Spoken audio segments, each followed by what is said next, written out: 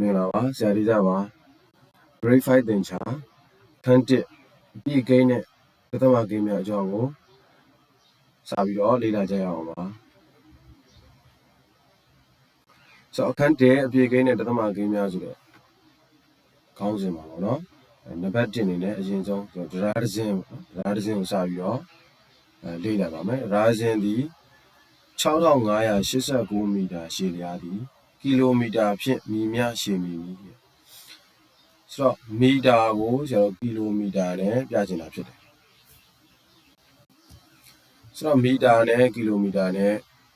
ဆက်သွယ်ချက်ပေါ့နော်ဆက်သွယ်ချက်လေးတွေကိုဆရာတို့ကြည့်ရအောင်1000မီတာကို1ကီလိုမီတာလို့ကလေးတို့မှတ်ထားဖို့လိုပါတယ်အပြန်အလှန်အားဖြင့်လည်း1ကီလိုမီတာမှာ1000မီတာရှိပါတယ်ဒါဆိုရင်ဆရာတို့ unit change ချက်လေးတွေကြည့်အောင်နော် unit တွေဘယ်လိုပြောင်းသွားလဲ100မီတာမှာဆိုရင်သူကညော့သွားတာဖြစ်ညော့သွားရင်အစားသဘောနဲ့တူနော်ဘယ်လောက်ညော့သွားလဲဆိုတော့ဒါတစ်လုံးညော့သွားတာပေါ့1000ကနေ100ဆိုတော့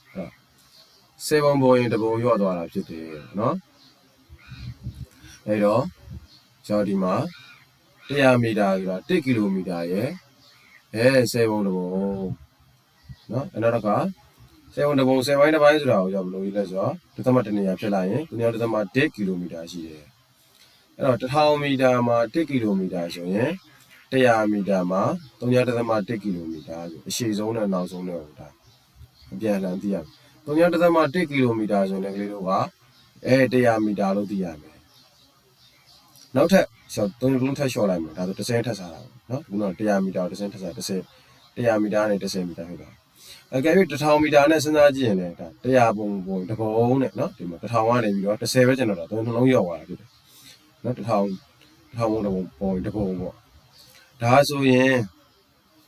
ဒီလိုစဉ်းစားကြည့်ပါနှလုံးရောက်သွားတဲ့အခါမှာ3.1ဖြစ်သွားတယ်ဆိုရင်နှလုံးရောက်သွားတယ်ဆိုရင်ဘယ်လောက်ဖြစ်မလဲဆိုတော့3.1ဖြစ်မှာပေါ့နော်3.1ကီလိုမီတာဖြစ်မှာ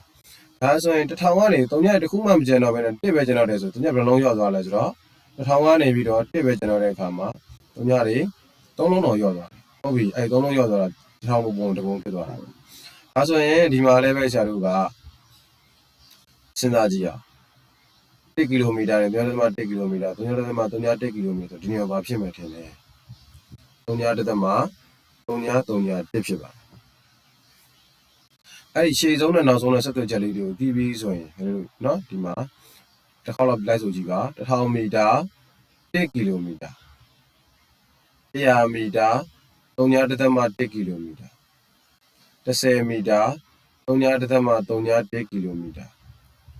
1မီတာ3.3ကီလိုမီတာဟုတ်ပြီအဲ့တော့ကျွန်တော်ဖတ်တဲ့အခါမှာ3.3လို့ဖတ်ပြီးရပါနော်ရေးတဲ့အခါမှာဒီမှာနော်3.3ကီလိုမီတာလို့ရေးပါတယ်โอเคအဲ့ဒါလေးနားလည်ပြီဆိုရင်ကျွန်တော်ဒီဟာလေးကိုကြည့်ကြည့်ရအောင်1ကီလိုမီတာရှိတဲ့အပိုင်း6ပိုင်းဆိုရင်စဉ်းစားကြည့်6000မီတာဘယ်လောက်ကီလိုမီတာဖြစ်မလဲ6000ဒီ1ကီလိုမီတာရှိတဲ့အပိုင်း6ပိုင်းဆိုတော့6000မီတာဒီ6ကီလိုမီတာရမှာပေါ့ဒါဆိုစဉ်းစားကြည့်ပါ900မီတာက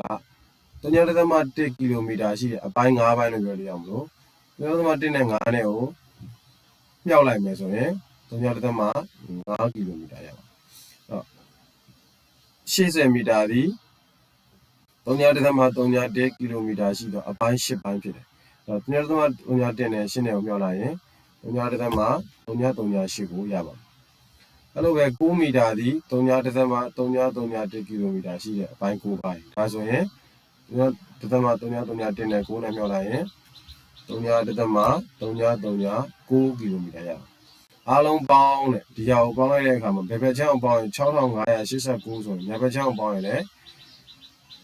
သူ့ရဲ့ဒသမနေရာလိုက်ပေါင်းတော့6.589ဆိုတာကိုရပါမယ်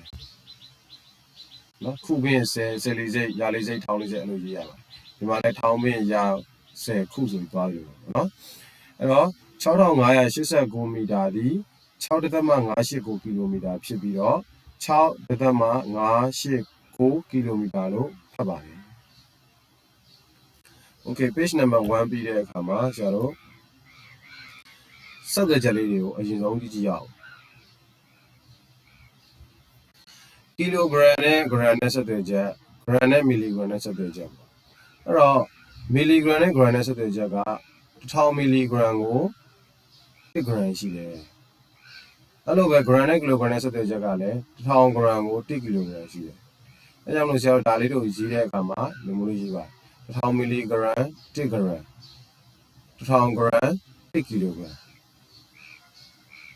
အဲ့လိုပဲအပြန်အလှန်အပြင်1ဂရမ်နဲ့အရင်စပြောမယ်ဆိုရင်ဘယ်လိုပြောမလဲ1ဂရမ်ကို1000မီလီဂရမ်ရှိမယ်1ကီလိုဂရမ်ကို1000ဂရမ်ရှိမယ်အပြန်အလှန်ပြောတတ်ဖို့လိုတယ်ဒါထဲမှာဆက်သွယ်ချက်က1000ပဲရှိတာပေါ့နော်โอเคဂရမ်ပြီးရင်တော့ဆရာတို့ဂရမ်နဲ့သိသလိုနောက်တစ်ခုကမီတာရင်းနဲ့လည်းသိရအောင်တူတူပဲမီတာလည်းအဲ့လိုပဲ1000ကြီးกว่าအဲ့ဆိုဘယ်လိုဖတ်မလဲပြောကြည့်ပါ1000မီလီမီတာ1မီတာ1000မီတာ1ကီလိုမီတာအဲ့ဒါကိုဒီလိုပြန်သွားကြည့်အောင်1မီတာ1000မီလီမီတာနော်ပြန်အလှန်သွားမယ်1မီတာ1000မီလီမီတာ1ကီလိုမီတာ1000မီတာပေါ့နော်အဲ့လီတာနဲ့မီလီမီတာကီလိုမီတာဆက်သွယ်ချက်တွေပေါ့အလဲလေးမှာပြောင်းသွားတာကီလိုတို့မီလီတို့ကနောက်ဆုံးမှာနော်ကီလိုနဲ့မီလီတို့ကပုံစံတူတူပဲနော်အလဲကဂရမ်နဲ့မီတာလီတာပဲပြောင်းသွားသူတို့လည်းပဲ1000စီပဲกว่าတယ်ဆိုတော့1000မီလီလီတာကို1လီတာရှိတယ်1000လီတာကို1ကီလိုလီတာရှိတယ်အဲ့လိုပဲကျွန်တော်ဒီမှာလည်းမီလီလီတာနဲ့လီတာနဲ့ဆက်သွယ်ချက်လည်းအဲ့လိုပါနော်အဲ့တော့1လီတာကို1000မီလီလီတာရှိပြီးတော့1ကီလိုလီတာကို1000မီတာ1000မီလီမီတာရှိမီလီလီတာရှိတယ်ပေါ့နော်အဲ့တော့ unit တွေငယ်ချင်းမြောက်ကမယ် unit တွေကြီးချင်းတော့စားပြီးဖို့လိုပါ okay အဲ့ဒါဆိုရင်ဒီဟာလေးကြည့်ကြည့်ရအောင်ဒီပုံစံမှာကျွန်တော်တို့ကဘာမှမရေးထားရင်ကြားထဲမှာအပေါင်းရှိတယ်လို့သိရပါဒါဆို3ကီလိုဂရမ်နဲ့925ဂရမ်နဲ့ကိုပေါင်းရမှာဖြစ်ပါတယ်ပေါင်းတဲ့အခါမှာကျွန်တော်လိုချင်တာကီလိုဂရမ်ဆိုတော့ဒီကီလိုဂရမ်ကဘာမှပြောင်းကြမလို့ပြန်ပြန်ရင်းမယ်အဲ့တော့ဂရမ်နဲ့ကီလိုဂရမ်နဲ့ဆက်သွယ်ချက်ကဘယ်လောက်กว่าလဲလို့ပြောရင်1000กว่าဂရမ်ကနေကီလိုဂရမ်သွားချင်တာကကြီးချင်တာဖြစ်လို့ဒီကြောင့်မလို့စားရမယ်ခုနကွာခြားချက်ဖြစ်တဲ့1000နဲ့စားရမယ်ပေါ့နော်925ဂရမ်ကို1000နဲ့စားဖို့လို့အဲ့တော့1000နဲ့စားလိုက်ပြီဆိုတော့ကျွန်တော်ဂရမ်မဟုတ်တော့ဘဲနဲ့ကီလိုဂရမ်ပြောင်းသွားမယ်အဲ့ဒါဆိုရင်ဒသမတွေစားတဲ့အခါမှာအရှိကိုဖြတ်ကြတယ်ပေါ့နော်ဒသမ3နေရာ3လုံးဆိုရင်ဒသမ3နေရာဖြတ်နောက်ကနေစပြီးတော့1 2 3ဆိုဖြစ်လိုက်ရင်3ဒသမ9ရှိကိုရောက်သွား3ဒသမ925လို့ရလာမှာဖြစ်ပါတယ်အဲ့တော့မှဒီ3နဲ့3ခုချင်းပေါင်းတဲ့အခါမှာ3နဲ့3နဲ့ပေါင်းရင်3နောက်ကစလီစိတ်ရတဲ့စိတ်ထောင်းစိတ်ကကြားမယ်ဆိုတော့3ဒသမ925ကီလိုဂရမ်ရပါတယ်အဲ့လိုမျိုးပြောင်းရမှာဖြစ်ပါတယ်အဲ့တော့နံပါတ်ကကြီးမှာဆိုရင်ကီလိုဂရမ်ပြောင်းခြင်းတယ်ဂရမ်ကကီလိုဂရမ်ပြောင်းခြင်းတာကြီးခြင်းတာဖြစ်တယ်ဒါဆိုရင်စားရမယ်ဘယ်လောက်နဲ့စားရမလဲဆိုတော့သူ့ရဲ့ကွာခြားချက်1000နဲ့စား1000နဲ့စားလိုက်ဒသမ3နေရာဖြစ်လာတယ်နော်1000နဲ့စားလိုက်ဒသမ3နေရာဖြစ်တော့ဘယ်နဲ့ရောက်ပါမလဲနောက်ကနေစားဖြစ်ပါ1 2 3ဆိုရင်1ဒသမ258ရပါနောက်က unit ကတော့စားလိုက်ပြီဆိုတာနဲ့ဆရာတို့ကကီလိုဂရမ်ပြောင်းအောင်မှာဖြစ်ပါတယ်ဒီမှာမစားခင်တော့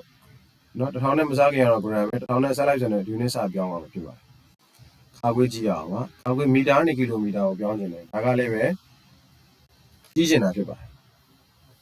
ကြီးကျင်တဲ့အခါမှာမီတာနဲ့ကီလိုမီတာကိုပြောင်းခြင်း1000နဲ့စားရပါအဲ့လိုစားလိုက်ပြီဆိုတာနဲ့မီတာပြောက်သွားပြီးတော့ကီလိုမီတာဖြစ်သွားမယ်စားတဲ့အခါမှာဒသမ3နေရာဖြတ်နောက်ကနေစားဖြတ်1 2 3 1000နဲ့စားလို့3နေရာဖြတ်တာ100နဲ့စားရင်2နေရာပဲဖြတ်တယ်အဲ့အဲ့ဒီရဲ့အရှိ9နဲ့1နဲ့ကြားရသွားတဲ့အခါမှာအဖြေရမှာဖြစ်မလဲဆိုတော့39ဒသမ186ကီလိုမီတာဖြစ်ပါတယ်အဲ့တော့နောက်ကဒသမနောက်ကဂိမ်းနေဖတ်တဲ့အခါမှာ186တို့258တို့မဖတ်ရပါဘူးတစ်လုံးချင်းစီဖတ်ရပါမယ်1ဒသမ258ရှေ့ရဒသမရှေ့ရတော့တွဲဖတ်လို့ရတယ်39ဒသမ186လို့ဖတ်ဟုတ်ပြီဒါဆိုရင်ကားငယ်ကိုကြည့်အောင်ကားငယ်မှာ2900မီလီလီတာကိုလီတာပြောတယ်ဒါလည်းငယ်ရာကနေကြီးကျင်တာဖြစ်တယ်ကြီးကျင်တဲ့အခါမှာစားရမယ်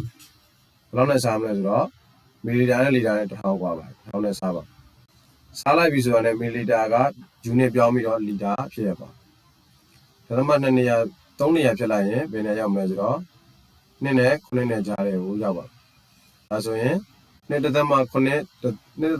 3.3 လီတာပေါ့